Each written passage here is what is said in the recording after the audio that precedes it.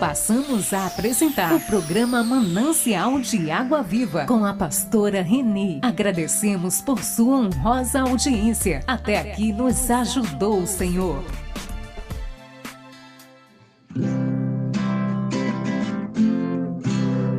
Jesus é o meu abrigo, minha fortaleza, socorro bem presente na tribulação. Chegando o programa Manancial de Água Viva para dar início a mais um programa nesta tarde abençoada do Senhor Deus. Muito obrigado a todos que vão sintonizar conosco. Deus nos abençoe poderosamente. Muito obrigado, meu Deus, por termos chegado aqui mais um dia da semana para cumprir o teu ir pelo mundo e pregar o Evangelho. E esta é a missão do programa Manancial de Água Viva. Agora eu quero dar para vocês uma palavrinha profética que diz o seguinte: às vezes a vida nos pede uma dose extra de coragem, queridos. Isso para que a gente continue gigante diante de coisas que tentam nos fazer pequenos. Mas eu quero ainda continuar para vocês dando mais uma palavra, dizendo o seguinte: maior é Deus, e é nele que devemos depositar toda a nossa fé, a nossa confiança e o nosso coração. Ele não só sabe o que faz, como também sabe o que a gente precisa.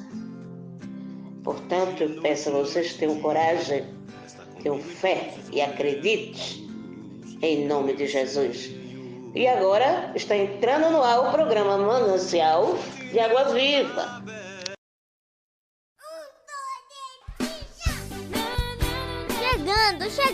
Chegando! O programa Manancial de Água Viva com a pastora Renê. Esse programa é uma bênção. Meu nome é Betânia Taíde. Eu escuto o programa.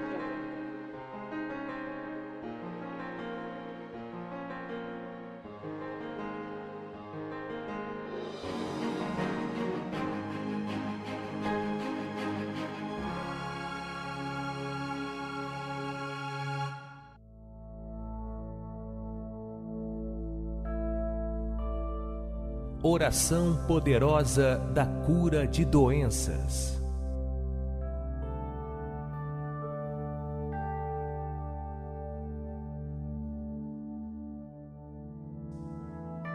Tu és o médico divino. Tu dás a vida e a vida em plenitude àqueles que te buscam. Por isso, hoje, Senhor, de um modo especial, quero pedir a cura de todo tipo de doença, principalmente daquelas que me afligem neste momento. Eu sei que não queres o mal, não queres a doença, que é a ausência da saúde, porque és o sumo bem. Opera em mim, Senhor, uma profunda cura espiritual e, se for da tua vontade, também uma cura física, que seja operada diretamente pela ação poderosa de teu Espírito Santo ou através do médico e dos remédios. Aumenta a minha fé no teu poder, Senhor, e no infinito amor que tens por mim. Aumenta a minha fé, Senhor, que às vezes se encontra tão enfraquecida. Eu acredito no teu poder curador, meu Deus, e já agradeço humildemente por toda a obra que estás realizando em meu coração e em meu corpo neste momento. Além de mim, Senhor, quero também apresentar todos os doentes que me pediram orações. Tu conheces a cada um deles, sabes as provações pelas quais estão passando. Tem misericórdia, Senhor, venha em socorro também destas pessoas que padecem enfermidades. Senhor, eu te bendigo, porque clamei a ti e tu me ouviste. Minha alma, por tuas mãos benditas, foi tirada da escuridão. Ó fiéis do Senhor, cantai a sua glória. Dai graças ao seu santo nome, porque só Ele é poderoso e digno de eterno louvor. Aleluia. Assim seja. Amém.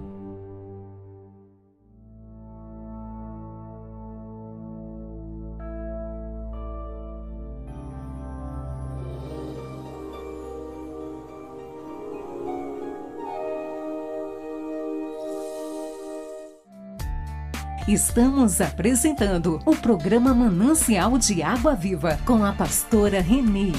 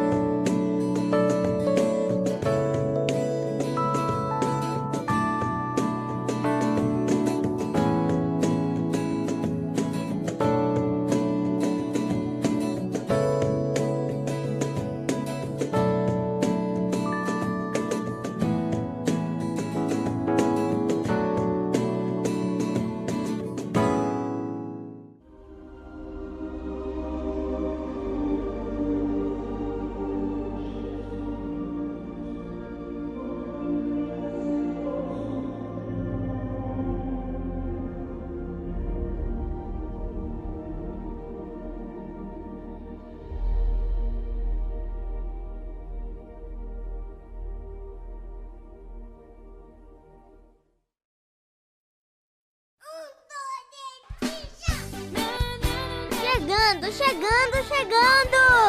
O programa Manancial de Água Viva, com a pastora Reni. Esse programa é uma bênção.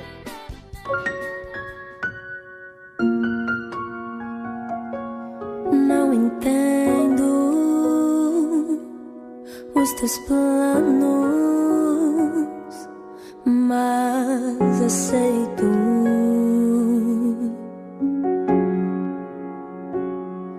Não conheço os teus caminhos,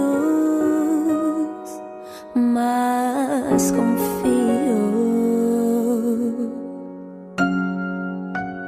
Tua vontade é boa, tão perfeita e agradável. E eu sou tão pequeno, ansioso e preocupado.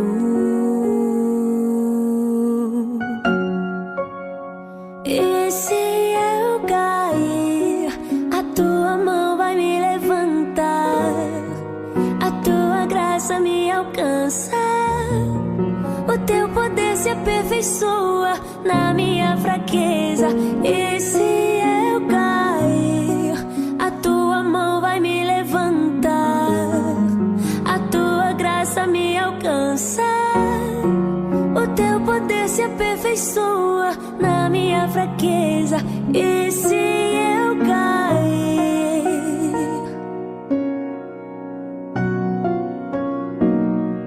não entendo os teus planos, mas aceito.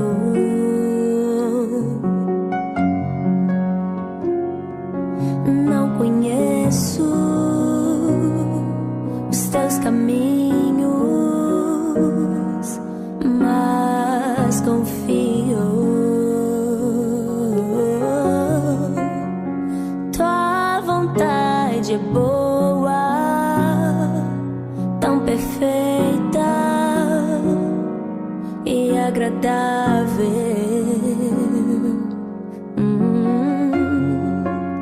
E eu sou tão pequeno, ansioso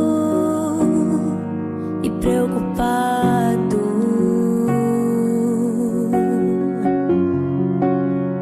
E se eu cair, a tua mão vai me levantar, a tua graça me alcança, o teu poder se aperfeiçoa na minha fraqueza. E se eu cair, a tua mão vai me levantar, a tua graça me alcança, e o teu poder se aperfeiçoa na minha fraqueza. E se eu cair, a tua mão vai me levantar, a tua graça me alcança, o teu poder se aperfeiçoa na minha fraqueza. E se eu cair, a tua mão vai me levantar, a tua graça me alcança, e o teu poder se aperfeiçoa na minha fraqueza.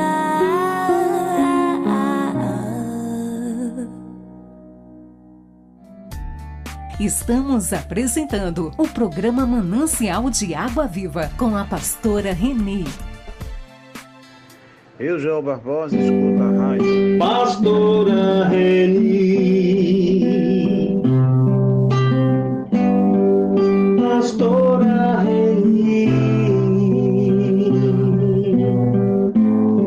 manancial de água viva,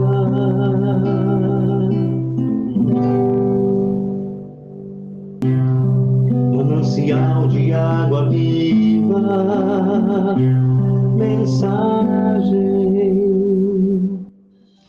Amados ouvintes, nesta mensagem deste momento, nós iremos falar um pouquinho a respeito da riqueza. Veja como procede desde os tempos no Novo Testamento, na época de Paulo.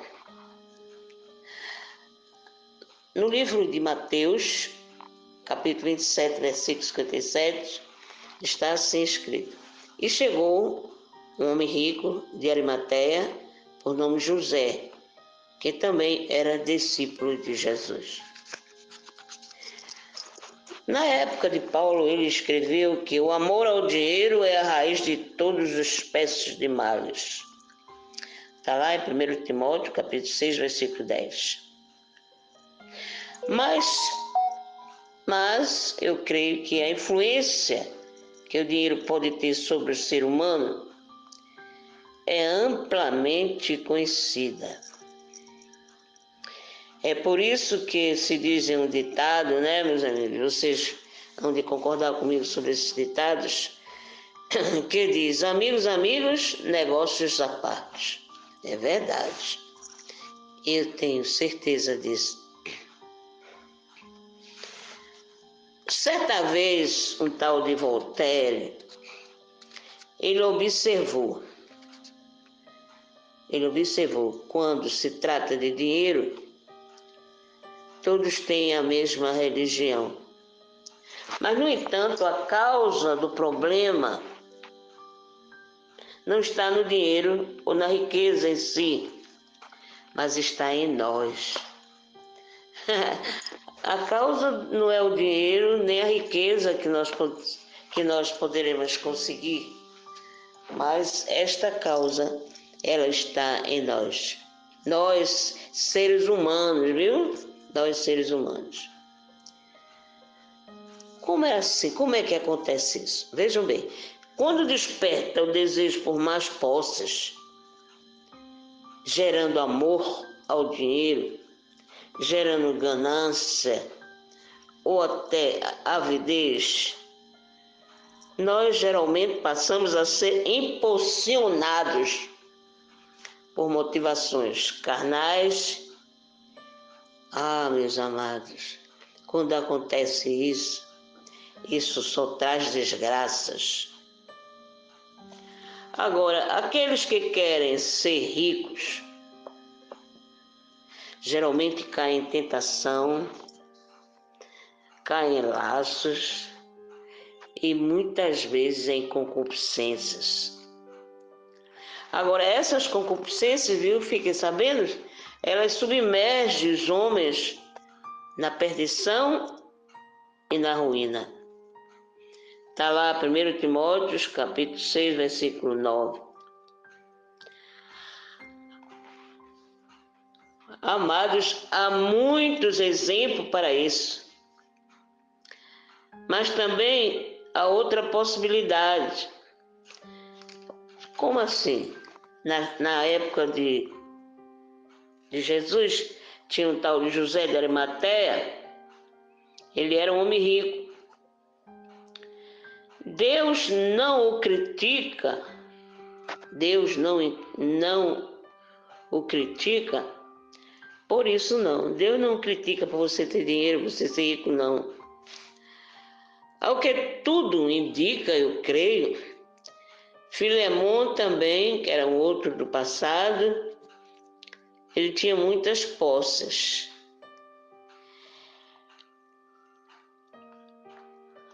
Esse cidadão não recebe nenhuma repreensão, porque ambos sabiam lidar corretamente com a sua fortuna, usando-a para a causa de Deus. Quando você usa a tua fortuna para a causa certa, que é justamente a causa de Deus, nada de mal te acontece. Para aqueles cidadãos, a riqueza era uma dádiva de Deus. Agora, e nós? Como nós encaramos o que Deus nos dá? Hein? Eu pergunto para você que está me escutando nesta tarde, que tem bastante dinheiro, como é que você vai encarar o que Deus te dá? Talvez eu creio, queridos, que ninguém nos considere ricos ou endinheirados, mas aliás, se não, eu estou usando o termo errado, mas em comparação com as muitas pessoas que começam o dia sem saber se terão algo para comer no almoço ou no jantar. Aí sim, meus amados, nós somos dessa maneira. Se formos assim, nós somos abastados. A Bíblia, que é o nosso manual, né, de todos os dias, nos deixa claro que as posses são uma bênção de Deus. Provérbio 10, 22. Riqueza não é a mesma coisa que segurança. Riqueza não é a mesma coisa que segurança, não, viu? Está lá também no livro sagrado 1 Timóteo 6, 17. Ninguém deveria depositar sua esperança nela, de jeito nenhum. Porque, eu vou dizer por quê para vocês agora, nesta tarde. Bens materiais, queridos, significam compromisso. O que quer dizer esse compromisso? É um compromisso que você faz de usar de forma adequada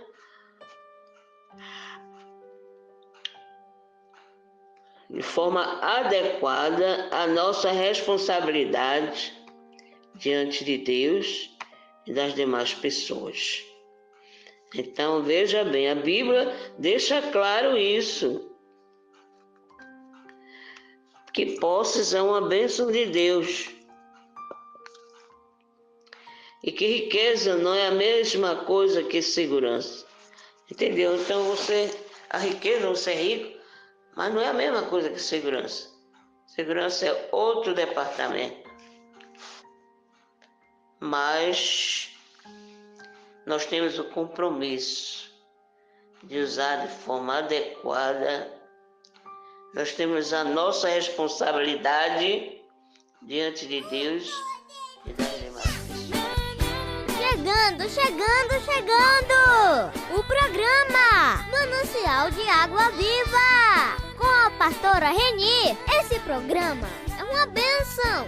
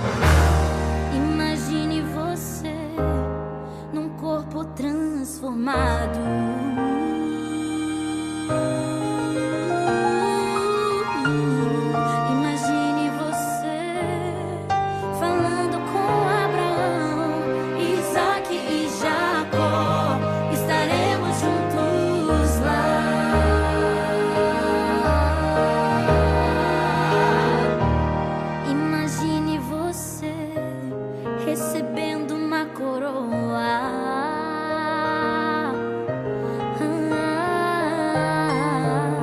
Imagine você cantando num coral, um hino sem igual, um hino triunfal.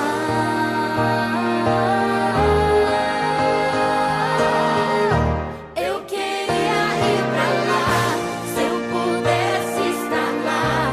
Não queria voltar, só pra ver o meu rei frente a frente com o Pai, só cantando assim: Santo, Santo é Senhor, para sempre cantarei.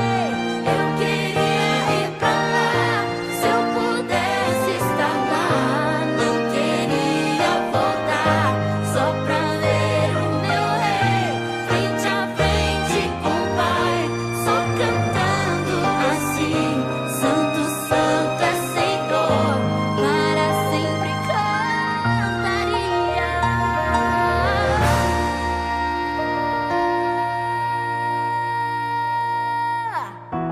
Eu queria ir pra lá, se eu pudesse estar lá. Não queria voltar, só pra ver o meu rei frente a frente com o Pai, só cantando assim: Santo, Santo é Senhor, para sempre cantarei. Eu queria ir pra lá, se eu pudesse estar lá. Não queria voltar, pra ver o meu rei frente a frente com o Pai, só cantando assim: Santo, Santo é Senhor,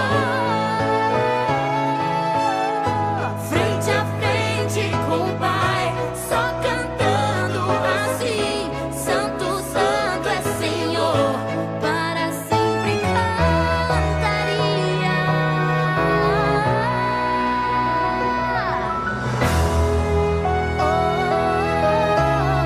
Pra sempre cantarei. Pra sempre cantarei.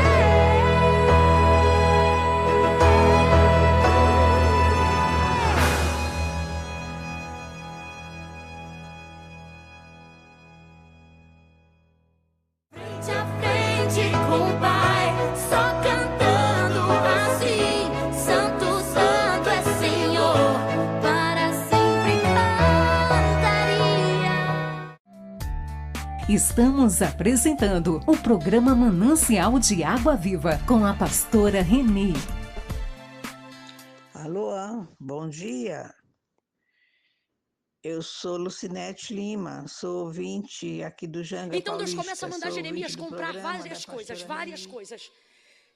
O capítulo 13 é apenas mais uma das coisas que nessa jornada profética de arrependimento, Deus manda ele comprar. Deus mandou ele comprar vaso, Deus mandou ele comprar jarra, Deus mandou ele comprar terreno. E Deus mandava ele comprar um monte de coisa. Deus disse assim para ele: olha, vai ali e compra um terreno. E é impressionante, porque o profeta tinha que investir na palavra profética. Deus dava o que ele tinha que comprar, mas não dizia onde ele tinha que buscar o dinheiro, não. Olha o que Deus fez com ele uma vez. Deus disse assim: Jeremias, compra uma botija, um vaso, né, de barro. Aí ele comprava. Olha o que Deus fazia com tudo que Deus mandava ele comprar. Deus dizia assim: vai lá e compra. Aí quando ele comprava, que aquilo estava na mão dele, aí Deus dizia assim: agora quebra. Como assim? O que eu acabei de... quebra. Aí ele quebrava. Deus disse assim: pega essa botija, vai na porta da olaria da cidade, aonde está a porta do oleiro, e quebra lá na frente de todos os anciões da cidade. Quebra. Aquilo que ele tinha acabado de comprar, agora troque a palavra comprar por investir. Aquilo que ele tinha acabado de investir. Tudo que ele comprava, quando estava na mão dele, Deus dizia: isso aí é Israel. Agora olha que interessante, olha a perspectiva do Deus que não deixa de te amar mesmo quando você não é mais útil. Quando estava inteiro, ele dizia: Jeremias, isso aí representa Israel. Mas quando ele quebrava, ele dizia: Jeremias, está quebrado, mas ainda é Israel. Ele fez Jeremias fazer isto com outros objetos e outras coisas várias vezes. Por quê? Deus não queria que Jeremias fosse um profeta fiel apenas na reprodução ou na repetição do que ele mandava dizer ao seu povo, mas ele queria que ele se comovesse, ele queria que Jeremias, isso é antropoformismo, atribuir a Deus capacidade de sentimento humano, não que ele não tenha, mas só para a gente entender a motivação da sua operação com a nossa cabeça. Então, o que Deus está querendo fazer em Jeremias? Jeremias, eu não quero só que você fale o que eu mando, eu quero que você saiba como eu me sinto. E como é que eu me sinto? Se o vaso é Israel, se o terreno é Israel, se este cinto de linho representa Israel, e se você investiu e comprou tudo novo, e agora está tudo apodrecido, quebrado, rasgado ou falido, imagine como eu me sinto a vida inteira, investindo em algo ou alguém que nunca me dá retorno, nunca me dá retorno, nunca me dá retorno. Eu compro e não me dá retorno, eu salvo e não me dá retorno, eu livro e não me dá retorno, eu amo e não me dá retorno, eu livro e não me dá retorno, eu apoio e não me dá retorno, eu invisto e não me dá retorno, Israel não me dá retorno. Mas por que todo dia ele dizia para Jeremias, vai lá e compra, vai lá e compra? Sabe o que ele está dizendo? O que ela faz contra mim não me faz deixar de continuar investindo. Eu continuo investindo, eu continuo investindo, eu continuo investindo. Só que nesse episódio, antes do cativeiro babilônico, Israel conseguiu suscitar a ira de Deus. Olhe para alguém, assuste essa pessoa e diga, Deus está irado. Não, você não assustou ninguém, pelo amor de Deus. Diga, Deus está irado. Chegando! O programa Manancial de Água Viva, com a pastora Reni. Esse programa é uma bênção.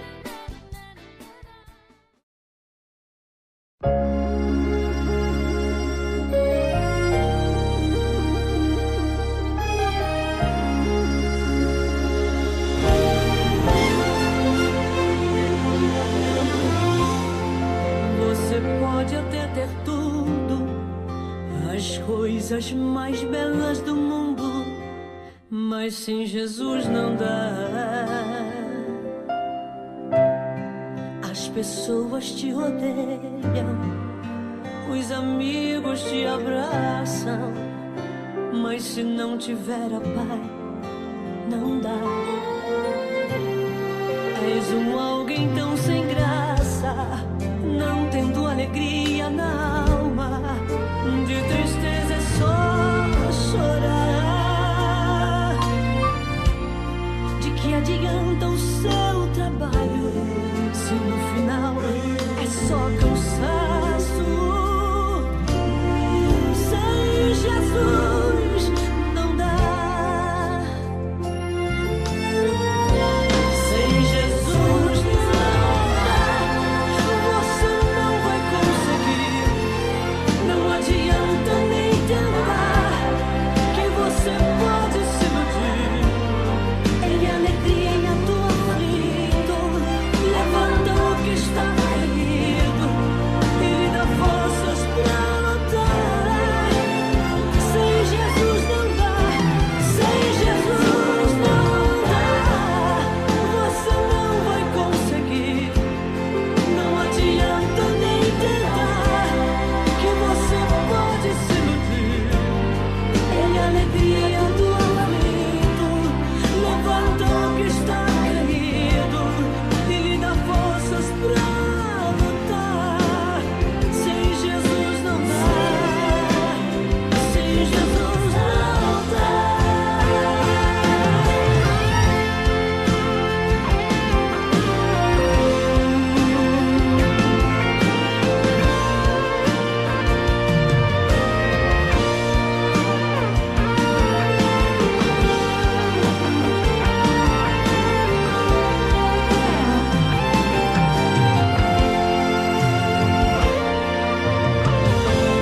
Se estás sem esperança, só Jesus é a saída. Sem Ele não dá.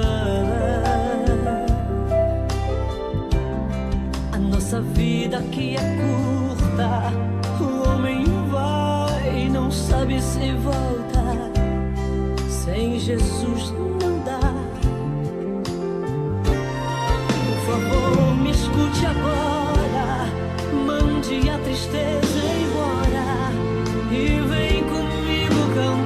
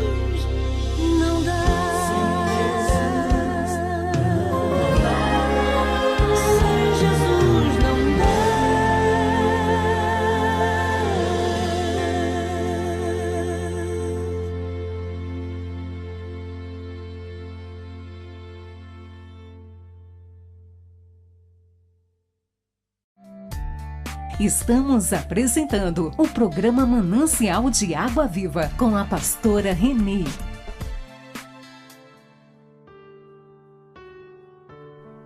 Gênesis capítulo 21, versos 15 e 16 está escrito: Quando acabou a água da vasilha, ela deixou o menino debaixo de um arbusto e foi sentar-se perto dali, à distância de um tiro de flecha, porque pensou: não posso ver o menino morrer.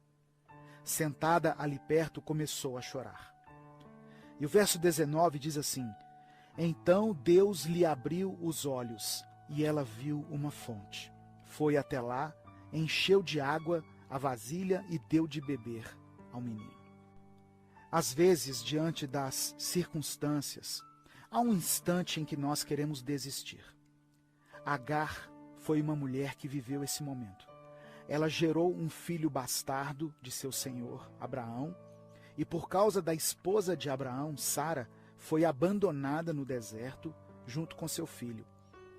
Quando ela não tinha mais recursos, quando acabou a água que ela tinha, a palavra diz que ela deixou Ismael, seu filho, debaixo de um arbusto, se afastou dele, se assentou e começou a chorar. Era um sofrimento muito grande, tanto o de ter sido abandonada, como o de ver seu filho morrer. A reação de Agar revela o desespero que às vezes nos domina. É o oposto da esperança, quando deixamos de acreditar que haverá solução para os nossos problemas. É quando não temos mais nenhum recurso e estamos prestes a perder o que mais amamos. Diante da iminente morte do seu filho, e sem nenhuma perspectiva de ser salva daquele deserto, ela simplesmente perdeu as forças, se assentou e começou a chorar. Talvez você já tenha se sentido assim, ou quem sabe você está se sentindo assim nesse momento. Durante a sua trajetória, você levou tantas pancadas, você viu tantas portas se fecharem, tantos sonhos que tiveram que ser abandonados, promessas que não se cumpriram, que as suas forças se acabaram. E você se encontra agora prostrado, se sentindo incapaz de prosseguir com a sua vida. Foi no momento em que Agar tinha perdido toda a esperança que o Senhor abriu os seus olhos. Essa é a primeira coisa que Deus quer fazer na sua vida: te devolver a visão correta, restaurar a sua fé, para que você enxergue com olhos espirituais. Somente depois que os olhos de Agar foram abertos é que ela pôde ver uma fonte que estava próxima dela. Às vezes, a solução está ao nosso lado, nas coisas simples e óbvias, mas que por causa da dor e do sofrimento não conseguimos enxergar. Essa fonte representa Cristo. Jesus é a água viva que sacia a nossa sede espiritual. Agar foi saciada e pôde dar de beber ao seu filho. Quando a sua visão for restaurada, você verá o milagre e a provisão de Deus. E todos ao seu redor serão contagiados com a sua fé. Eu quero orar por você. Senhor, eu quero te apresentar a vida dessa pessoa que está ouvindo essa mensagem e que tem pensado em desistir. Eu te peço que a sua visão seja restaurada e que ela possa enxergar a solução desse problema que tem tirado a sua esperança e cegado a sua visão. Cremos que o Senhor irá nos proporcionar dias melhores e que vamos conseguir vencer esse deserto, mesmo que estejamos sem recursos nesse momento. Não nos deixe desistir dos nossos sonhos, do nosso casamento, da nossa família e nem do nosso ministério. Eu oro e te agradeço, em nome de Jesus. Amém. Se inscreva no nosso canal e torne-se membro para apoiar esse ministério. Deus te abençoe. Eu sou o pastor Edivaldo Oliveira e esse foi mais um Minuto com Deus.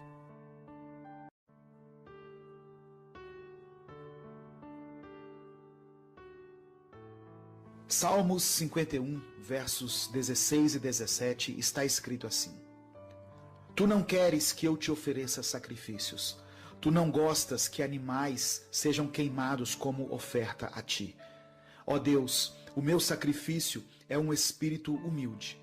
Tu não rejeitarás um coração humilde e arrependido. Quando iniciamos ou recomeçamos a nossa caminhada com Deus, muitas vezes queremos parecer espirituais demais e assumimos uma postura de super-homem ou super-mulher, na qual aparentamos sermos inabaláveis e totalmente seguros de nós mesmos. Porém, é muito difícil sustentar essa fachada de pessoa perfeita, pois nós não somos nem de longe perfeitos. Deus não exige que sejamos perfeitos, e muito menos que passemos essa impressão para as pessoas. Deus está mais preocupado com o nosso coração do que com a nossa aparência. Por isso, a única coisa que Ele nos pede é para que sejamos pessoas quebrantadas, pessoas que assumam suas próprias falhas e defeitos diante dEle e que se coloquem na posição de dependência, para que o Senhor possa agir em nosso coração. Mais do que sermos frequentes em todas as reuniões da igreja, mais do que participarmos de todos os cultos, Deus quer que tenhamos intimidade com Ele. E nós só vamos conseguir isso por meio de um coração quebrantado e humilde. Reconheça suas fraquezas e as apresente para Deus, pois Ele quer te restaurar e te ajudar a superá-las. Deus prefere um coração em pedaços, que está disposto a ser consertado, do que um coração que aparenta ser perfeito, mas que não se permite receber a cura. Eu quero orar por você. Deus, obrigado por sua palavra e pelo seu amor. Senhor, nos perdoe, pois vivemos em uma fachada, vivemos uma vida de mentiras e fazemos de tudo para preservar a nossa imagem, por medo do que irão pensar de nós. Colocamos a nossa vida diante de Ti nesse momento e pedimos que o Senhor quebrante o nosso coração e que por meio do Teu Espírito Santo restaure ele novamente, pois sabemos que para o Senhor vale mais um coração quebrantado do que um coração fingido. Que o nosso louvor não seja só de palavras, mas que o Senhor esteja dentro de nós, operando uma mudança diária em nosso coração. É o que te pedimos, em nome de Jesus. Amém.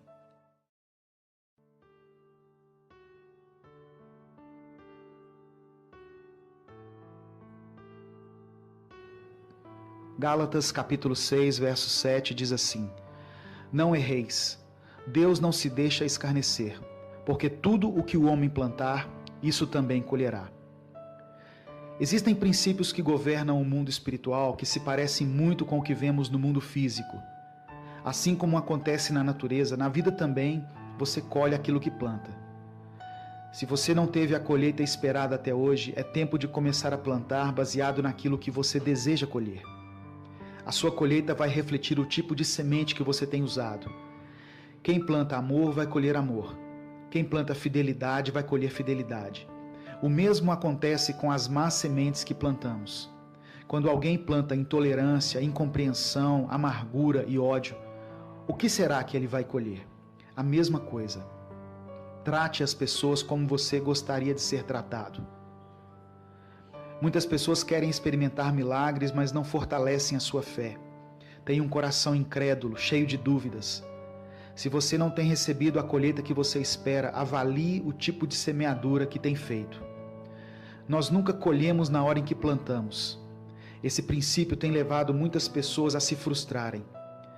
Às vezes vai levar anos para que a colheita aconteça.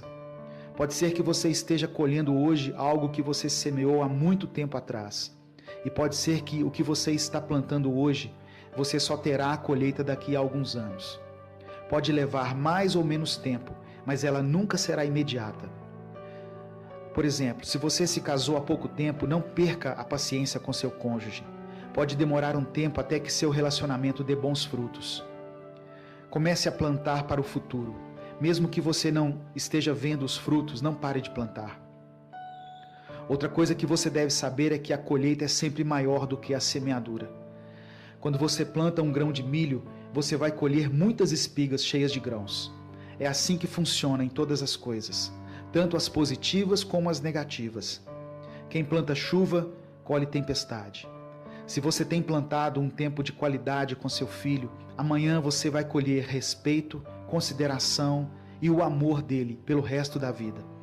Se você investe hoje do seu tempo fazendo a obra e se dispondo para Deus a serviço do seu reino, você receberá uma grande recompensa na eternidade. A multiplicação de uma semente acontece de maneira sobrenatural. Quando plantamos uma semente, nosso trabalho é somente deixá-la na terra. O que devemos fazer é simplesmente regar e adubar. Quem dá o crescimento é Deus. Eu quero orar por você. Senhor, hoje eu entendi que muitas coisas que têm acontecido na minha vida são fruto de sementes que eu plantei. Que eu tenha sabedoria a partir de hoje para semear somente coisas boas.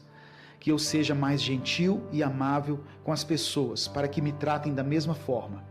Que eu possa me dedicar mais à minha família e dar mais valor às pessoas do que às coisas. Que eu fortaleça a minha fé, alimentando a minha mente com a Tua palavra, para que colha os milagres que tenho esperado na minha vida. Eu oro em nome de Jesus. Amém. Curta e compartilhe essa mensagem. Deixe seu pedido de oração nos comentários. Eu sou Edivaldo Oliveira e esse foi mais um Minuto com Deus.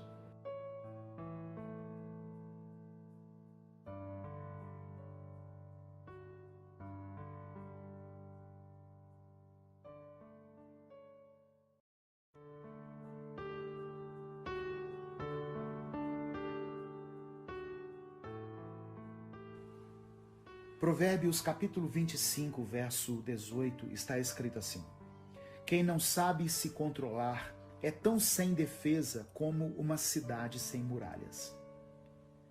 A expressão domínio próprio significa autocontrole sobre os próprios desejos e paixões. Quem tem domínio próprio consegue controlar suas emoções, suas atitudes e suas palavras. Podemos dizer também que quando a pessoa recebe essa qualidade que é dada pelo Espírito Santo, nenhuma vontade ou vício consegue dominá-la. Salomão diz que aquele que não sabe se controlar se torna indefeso. Tem coisas na nossa vida que são fáceis de dominar, mas tem algumas que, se permitirmos, elas é que nos dominam. Muitos erros que cometemos ao longo da nossa vida foram consequência de não termos domínio próprio.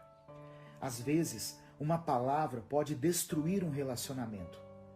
Magoamos as pessoas que amamos, fazemos escolhas erradas, agimos e falamos por impulso e tomamos decisões baseadas na emoção. Tudo isso porque nos falta domínio próprio. Por exemplo, quando o fruto proibido foi oferecido a Eva, faltou domínio próprio a ela. E o mesmo aconteceu com Adão. Eles agiram baseados na sua própria vontade, deram lugar à concupiscência da carne e desobedeceram a Deus, pagando um preço alto por causa dessa escolha mal feita. Se tivermos domínio próprio, seremos protegidos de muitas ciladas e vamos evitar problemas. Teremos capacidade de dizer não ao pecado e dessa maneira eliminar brechas que são abertas quando pecamos. Enquanto formos dominados pela carne, não teremos controle das nossas ações. Mas a partir do momento em que permitirmos que o Espírito Santo tenha um espaço maior na nossa vida, teremos um muro de proteção ao nosso redor. Eu quero orar por você. Senhor, te pedimos perdão pela nossa falta de bom senso e por sermos tão irracionais nas nossas escolhas e decisões. E reconhecemos que nos falta domínio próprio nas nossas ações. Oramos para que o Senhor nos dê controle emocional e equilíbrio e que, junto com o domínio próprio, tenhamos sabedoria e discernimento em todo o tempo e que a presença do Senhor em nossa vida se torne um muro de proteção ao nosso redor. Eu oro em nome de Jesus. Amém. Já estão à venda os novos livros do Ministério Minuto com Deus. casamento firmado na rocha e lições bíblicas para células. Acesse upbooks.com.br. Deus te abençoe. Alô, eu sou o pastor bom dia. Edivaldo Oliveira. Eu sou Lucinete Lima, sou ouvinte aqui do Janga Paulista, sou ouvinte do programa. Chegando! O programa Manancial de Água Viva, com a pastora Reni. Esse programa é uma bênção.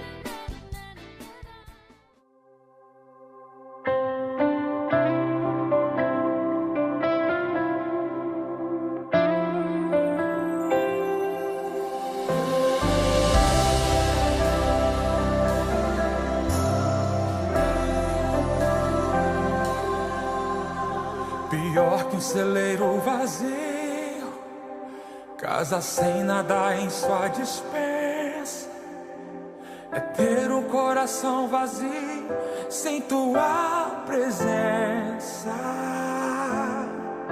Posso até viver prazeres momentâneos, desfrutar dos prazeres da vida, nada se compara com tua presença.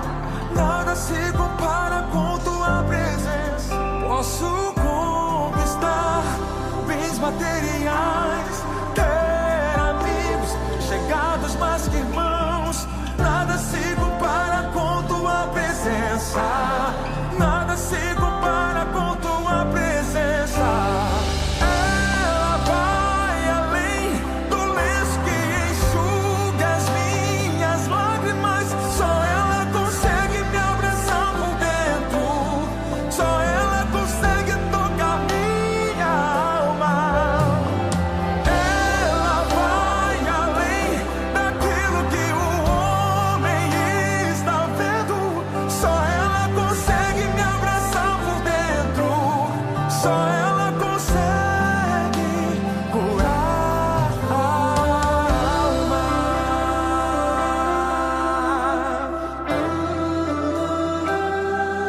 Não posso até viver prazeres momentâneos, desfrutar dos prazeres da vida. Nada se compara com tua presença. Nada se compara com tua presença. Posso conquistar bens materiais, ter amigos chegados mais que irmãos.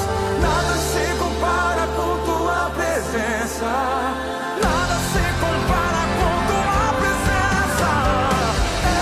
Ela vai além do lenço que enxuga as minhas lágrimas.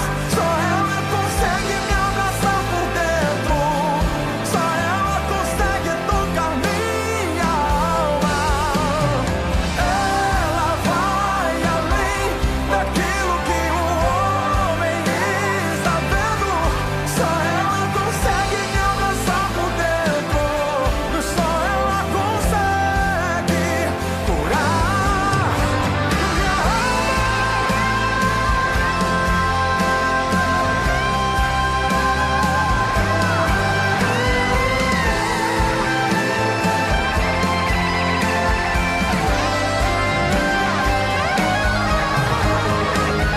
Ela vai além do lenço que enxuga as minhas lágrimas. Ela consegue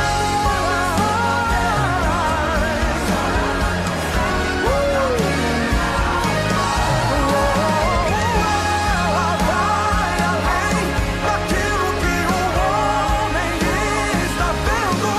Só ela consegue me abraçar por dentro. Só ela consegue curar a alma.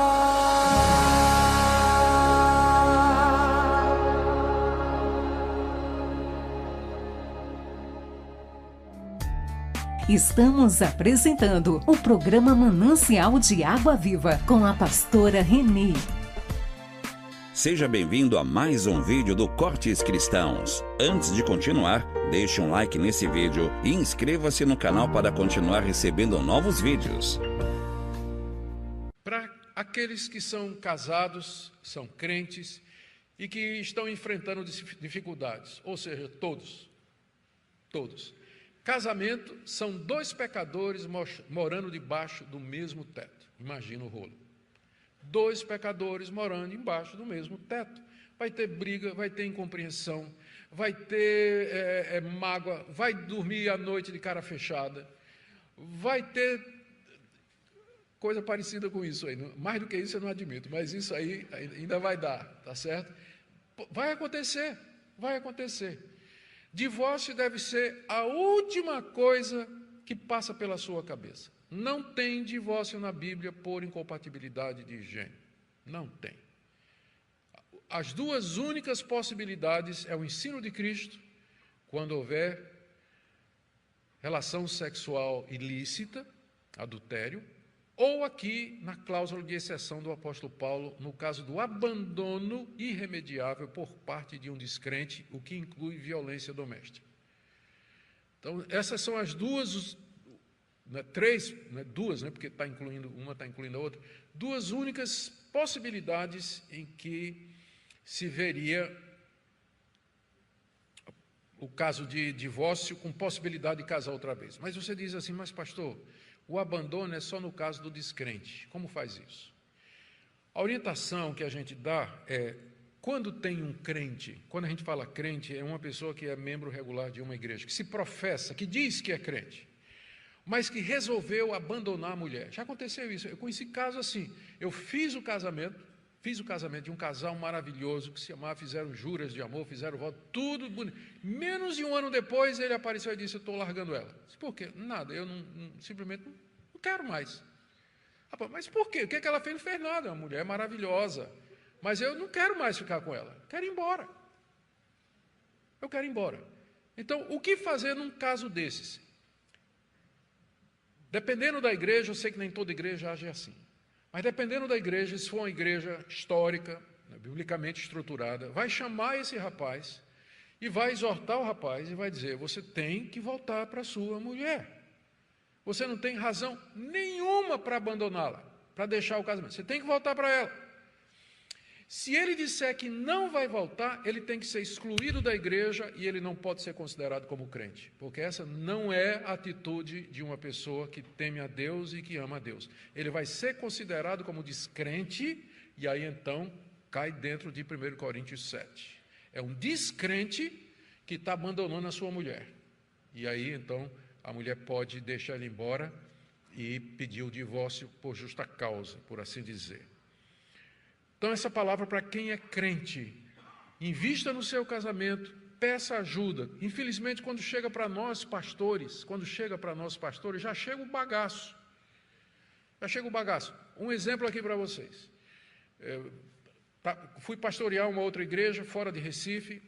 Cheguei lá, encontrei um caso, um rapaz pediu para conversar comigo no gabinete pastoral, ele veio e disse, pastor, é o seguinte, eu fui dessa igreja minha vida toda, da mocidade, cresci aqui, casei com uma moça daqui. E aí eu errei, eu me separei dela sem motivo, não tinha motivo nenhum. Eu simplesmente, o amor acabou. Não acabou nada, nunca era amor nunca acaba, segundo 1 Coríntios 13, né? Amor é uma atitude, não é sentimento, o que acaba é paixão. Amor a gente aprende, por isso que Paulo diz lá em Tito, que as mulheres mais velhas ensinem as mais novas a amar o marido, é alguma coisa que aprendem, que a gente ensina. Não, amor, eu sei que eu terminei. Aí a igreja me disciplinou, eu fui excluído da igreja. Aí eu fui para outra cidade, a trabalho e tudo, fui para uma igreja, outra igreja presbiteriana, e lá encontrei uma moça que também era separada, não é? E aí me casei com ela. Aí na minha cabeça, 2 erros, né? O primeiro, eu fazendo a conta. O pastor fica fazendo conta. Quando você está contando história, pode ter certeza, ele fica anotando assim, né? Para depois dar o bote. Então, primeiro, ele se separou sem razão. E segundo, casou de novo. Jesus diz, quem casar com outra, se separou sem motivo, comete adultério. E ele disse, e aí me casei com a outra. E aí agora eu fui para o pastor dessa igreja na outra cidade, eu disse a ele, olha, eu quero me reconciliar com a igreja, eu quero voltar a frequentar a igreja, ser membro da igreja. E o pastor disse que eu viesse falar com o senhor. porque o senhor é pastor dessa igreja aqui, que foi onde tudo aconteceu. Eu disse, meu Deus do céu, como é que eu resolvo essa situação, né? O que você faria? Pensa no meu lugar, como pastor. Como é que você faria? Como é que você resolveria isso? O cara errou quando largou a mulher, erro número 1. Casou com outra, que também tinha problemas, não dava para casar também, e agora ele tinha sido disciplinado, e agora quer voltar para a igreja. Então, é esse tipo de abacaxi que a gente pega no gabinete pastoral. Eu estou dizendo isso para você, o seguinte, por favor, se não está dando certo, procure ajuda pastoral. Procure ajuda. Não seja tão arrogante, prepotente, orgulhoso, pensando que você vai resolver sozinho. Às vezes uma ajudazinha, uma palavra de um homem de Deus que abre a escritura, conversa com você, vai ajudar você. Não deixa chegar numa situação como essa. Estão querendo saber como é que eu resolvi, né? Não vou contar, não. Eu vou dizer. Eu perguntei para ele, você está arrependido de tudo o que fez? Ele, estou. Está arrependido de ter se separado da primeira? Estou. Reconhece que pecou quando casou com a segunda? Reconheço. Está disposto a dizer isso na frente da igreja? Estou. Então reunimos o conselho da igreja, ele veio, pediu perdão, se humilhou, chorou, foi uma quebradeira geral lá. E aí nós marcamos um domingo à noite e ele veio. Depois do culto, eu chamei ele à frente, a segunda esposa estava sentada ali. Aí eu disse, irmãos, nós estamos recebendo esse irmão aqui de volta e primeiro eu quero que ele confesse diante da igreja que ele pecou quando separou-se da sua primeira esposa. Eu disse, eu confesso, eu pequei diante de Deus, peço perdão à igreja, peço perdão a todos vocês. E digo, e você reconhece também que pecou quando casou de novo? E a mulher na frente ali. Se eu confesso, pequei diante de Deus e realmente eu estou aqui quebrantado, eu sei que eu fiz alguma coisa que não tem mais conserto. Eu disse, não tem mesmo não, né? Eu tinha falado com ele, não tem o que fazer, não vou mandar você largar essa segunda mulher, né? Não se resolve com divórcio, aí é só mais o terceiro pecado, né? Terceiro problema. Eu disse, tá bom. Aí, choro na igreja, ele chorou, foi um momento muito emocionante. E eu disse para ele lá no gabinete, eu disse, olha, nós vamos te receber porque você é crente, dá para ver, você está arrependido de fato, está quebrantado, não tem como não, mas uma coisa, você nunca vai poder ser professor de escola dominical, diácono ou presbítero nessa igreja, porque a xícara foi quebrada. Xícara quebrada a gente ainda usa, mas a gente não serve na sala para os visitantes. Então não tem como você, aqui nessa igreja, você nunca vai ter uma posição de liderança. Você está perdoado, você vem, mas todo mundo conhece a sua história, não faz sentido, porque todo mundo vai olhar, o que é que os jovens vão dizer? Olha lá, fulano de tal, pintou, bordou, fez o que não devia, está lá na frente agora, ensinando, então se ele pode, eu posso também. Então, como eu disse, não existe solução perfeita no mundo quebrado. Existe a menos ruim, especialmente nessa área de família. Então, por favor, não faça isso com a gente, com os pastores. Quando a coisa começa a complicar, peça ajuda, porque vai virando um rolo que você não encontra por onde puxar o fio, não sabe nem por onde começar. A outra palavra que eu daria aqui, eu sei que o que eu estou dizendo aqui, para algumas pessoas, deve estar raiando, ou beirando o liberalismo, porque há algumas pessoas que consideram que não existe nenhuma possibilidade de divórcio e novo casamento. Somente a morte pode terminar o relacionamento conjugal ou o laço do casamento. Eu diria para esses queridos irmãos que eles não deveriam colocar um peso sobre a igreja maior do que Deus já colocou. Quando Jesus acabou de dizer que se você se separar da sua mulher sem ser por relações sexuais ilícitas e casar com outra, comete adultério, o que é que os discípulos disseram? Mas se é assim, não convém casar.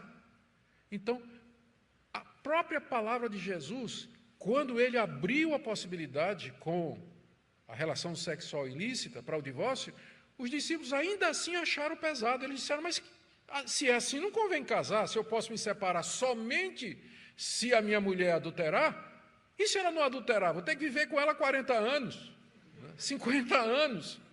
Não convém casar. E Jesus não maneirou, não. Ele disse, é isso mesmo. Nem todo mundo é apto para receber essa palavra. Casamento é coisa séria. Então, se a própria palavra de Jesus, que abre uma exceção, os discípulos consideraram pesado, agora imagine você chegar e dizer, nem isso pode. Você está colocando um fardo que Deus não colocou sobre a igreja. Porque a base exegética para isso não existe. Vai querer dizer, primeiro, que Jesus não estava falando de casado, Jesus estava falando daquele período de noivado, antes do casamento. Onde Jesus está falando isso? Ele está falando de divórcio, está falando de separação, ele está citando Deuteronômio, onde claramente está falando de casamento, e vem com história de noivado, querer empurrar no texto o que o texto não está dizendo.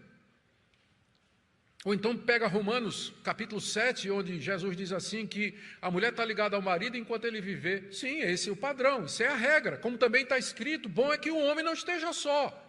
Mas o próprio Paulo está fazendo exceção aqui. Quando ele diz, às vezes, é melhor ficar solteiro. Então a Bíblia tem que ser lida toda. Esse é um dos lemas da reforma. Não é só a Escritura, é toda a Escritura. Toda a Escritura. Toda a Escritura. Para que a gente estabeleça algum ponto de doutrina. A minha última palavra aqui é para a questão da violência doméstica. Se você está sendo abusada, eu vou falar pensando só que as mulheres é que sofrem com isso, tá? Já disse que tem exceções, mas são pouquinhas. Se acontece o caso de você estar sofrendo violência doméstica, caso de abuso, pancadaria, espancamento, você não tem que sofrer sozinho. Você não tem que sofrer sozinha. E você não é obrigada, pelo cristianismo, a permanecer casada com esse homem. Você tem o direito de se separar dele. Na verdade, você devia denunciá-lo. Esse é um dos casos em que nós cremos que o crente tem que recorrer mesmo à justiça contra um que se diz crente, se no caso o marido se disser que é cristão. Qualquer outra coisa assim. Não é cristão coisa nenhuma. Se bateu na mulher, não é cristão coisa nenhuma. Vai, denuncia, procura apoio, mas não é obrigado a ficar numa situação como essa. Amém?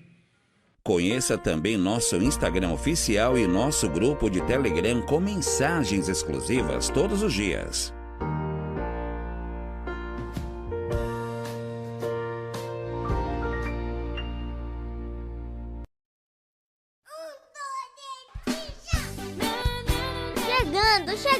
Chegando! O programa Manancial de Água Viva, com a pastora Reni. Esse programa é uma bênção.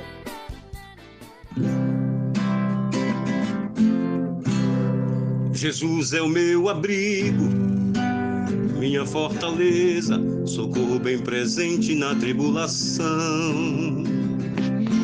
Ô glória, chegamos, terminando nesta parte de hoje aqui, com a graça de Deus. Deus é fiel, obrigado meu Deus, por mais essa oportunidade, mais um dia na semana que fizemos a nossa parte, o nosso trabalho. Espero que todos tenham gostado, tenham se regozijado em ouvir a palavra do Senhor, seus louvores maravilhosos. É um projeto de Deus que Ele não deixa para lá. Ele sempre está empenhado para nos ajudar, nos dar sabedoria, nos dar reforço, dar força para nós continuarmos fazendo o nosso trabalho aqui para a honra e glória do nome dele. Muito obrigado, viu, queridos, que me escutam. Continue divulgando, visualizando, compartilhando. É bênção demais para aqueles que ainda não estão bem alicerçados e nem conhecem, às vezes, as coisas que se falam a respeito do Senhor Deus, todos os seus milagres, suas maravilhas. É verdade? Então vamos lá, vamos curtir, vamos passar para as pessoas. Quantos nesse momento estão querendo ouvir um pouquinho dessa palavra? Então aproveite, divulgue em nome de Jesus. E dessa maneira eu quero deixar o meu boa tarde a todos, desejar um final de tarde, uma noite espetacular. E que Deus esteja sempre presente na vida de cada vocês. Tá bom assim? Até amanhã, se Ele permitir. E agora eu me despeço de vocês com o meu tchau, tchau. Põe teu azeite em água, restitui. Acabamos de apresentar o programa Manancial de Água Viva. Contamos com sua honrosa audiência no próximo programa. Até aqui nos ajudou o Senhor.